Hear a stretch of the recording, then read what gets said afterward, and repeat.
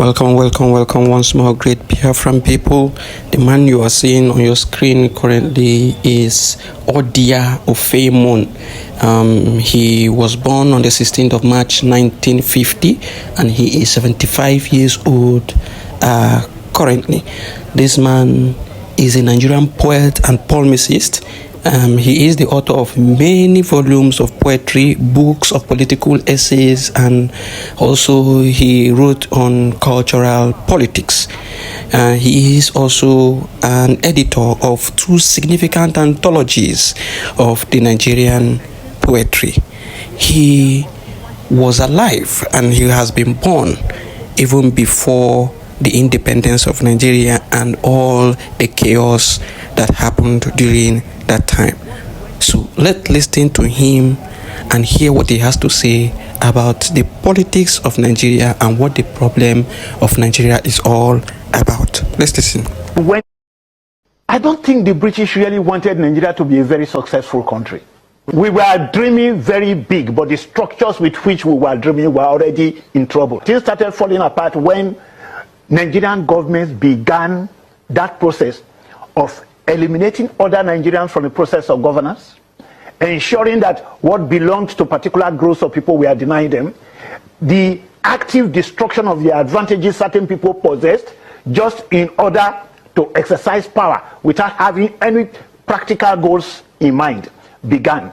It began too early, which is to say, by 1960, the idea of smashing the opposition, of ensuring that people do not overdream, had started in Nigeria. I mean, I always start by saying what went wrong began when Nigerians started sharing the loot of independence.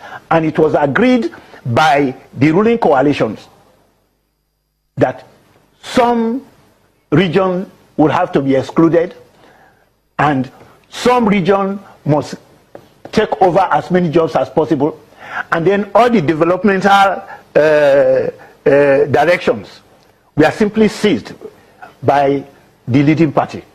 Once you did that, Nigeria simply became an environment in which the struggle for sharing was more important than the production of value. Mr. Odia has said it all. He has said everything that needs to be said. The bottom line is that the foundation of Nigeria was not built on solid ground, and as such, it cannot stand the test of time. And that situation is what we are facing currently. We must renegotiate the position of this country. It is a must before things can be put right.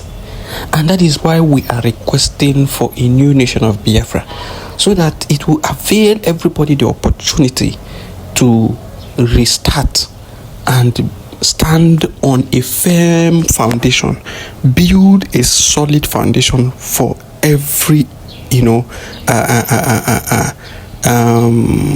part that makes up the country. Every other person goes his way. The Hausas go their way, calling them Arewa. The Yorubas go as Odudwa. Then the people of the old eastern region go as Biafra. And then you have people starting a new nation and starting it on the premise and on the foundation that is viable, a foundation that can stand the test of time. Let's listen to what this our young Hausa brother has to say. Listen to him. Opinion, I think that the 6 geopolitical zones that were created, I think by Abacha or who was it, I think it was a deliberate and calculated attempt aimed at containing the Igbos. That is my opinion, and I'm entitled to it. And let me explain further. You see, part of the basis, part of the reasons why the government gave at that point in time for the creation of these 6 geopolitical zones was the fact that it was not just created out of geographical locations, but based on the fact that people that were similar in culture and other things were brought together. So the question I begin to ask myself is, how is it that there's no similarity between an Igbo man and the Niger Deltans? You quite agree with me that there is similarity, right? And secondly, let's look at the creation. Why I say it's a deliberate move to contain them in one place is the fact that look at the way they would have been privileged to the water if not for the fact that they were carved in the middle. If you look at it, you see they were carved in the middle, which deprived them of having a seaport.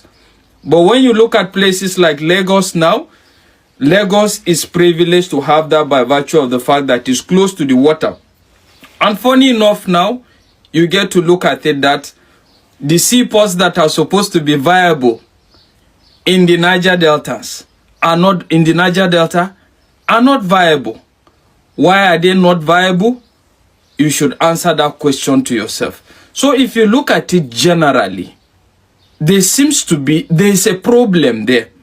And funny enough, the Niger Delta seems not to be agitating for having these seaports. Why? Possibly because they are already rich in terms of the revenue allocation they get because they have oil. But another thing again is the fact that one of the main reasons why the Igbo man have to leave to places like Lagos is the fact that the Igbo man is a businessman. And there's ease of doing business since they are more into importing or whatever to come and reside in Lagos.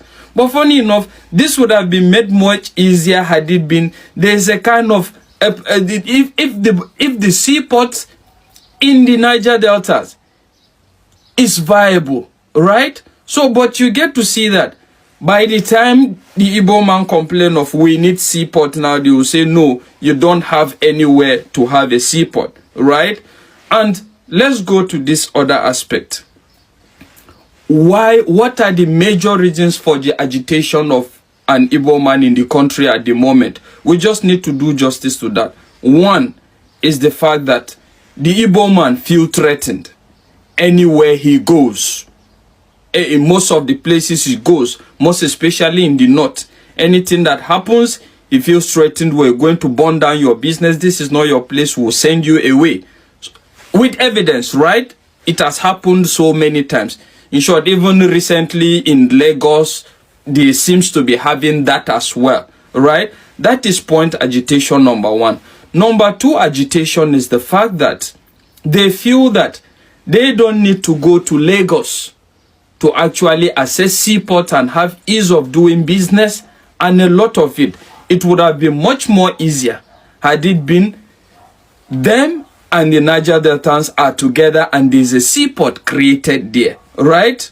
Which is a fact, and of which I feel it would have been the best. But in so doing now, I think it's going to make Lagos less effective, and at the same time, in short, it's going to make Lagos less effective. And I think that's why politically, consciously or unconsciously, that has remained for a very long time. But looking at it now, having said this, what is the way out?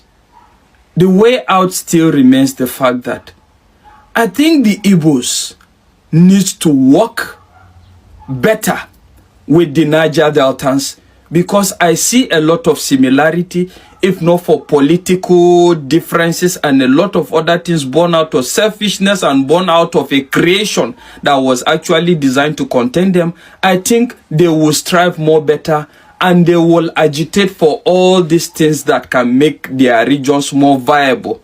And second, another thing is we need to look at the landmass. One of the reasons why the Igbo man have to move to other places, a lot of places to do business as well, is the fact that he's deprived of the landmass. Generally speaking, if you look at the creation of the 6 geopolitical regions, you will get to see that it was just a calculated attempt born out of selfishness and born out of trying to contain a particular group of people not to be viable. So, but just like I said, I feel there is need for the Igbos to either work out their differences with the Niger Deltans, because while the fact is some of their differences seems to be stemming from the past history in regards the civil war that happened, but I feel Everybody have made mistakes at any point in time, and they need to put aside differences and come together and fight for that.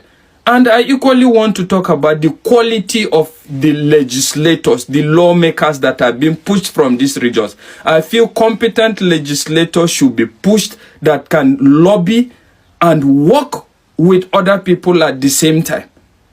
So this is just my opinion generally, and I feel, well, there's more to this, but let me just stop here.